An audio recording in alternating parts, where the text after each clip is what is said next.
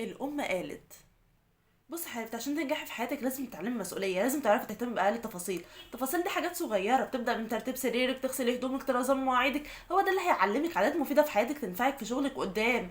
لما كنت قدك كنت تايهه زيك كده، بس مع الوقت عرفت اتحكم في حياتي، ما تقلقيش.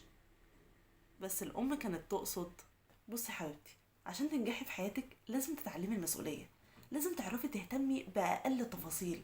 التفاصيل دي بتبدأ من حاجات صغيرة، زي انك ترتبي سريرك، تغسلي هدومك، تنظمي مواعيدك. هو ده اللي هيعلمك عادات مفيدة في حياتك هتنفعك في شغلك وحياتك قدام. لما انا كنت قدك كنت تايهة زي كده بالظبط، بس مع الوقت بدأت ان انا اعرف اتحكم في حياتي، ما تقلقيش. في حياتك الاجتماعية علشان تبدأ تقنع حد بفكرة معينة، نبرة الصوت العالي والسرعة دي مش هتنفع أبدا، ومش هتحقق الهدف اللي انت عاوز توصله بهدف الإقناع وإن الناس تسمعك. انك تستخدم لغة الجسد عندك وتستخدم التلوين الصوتي هيحقق الفكرة اللي انت عاوز توصلها، وتكون شخص الناس بتحب تسمع له.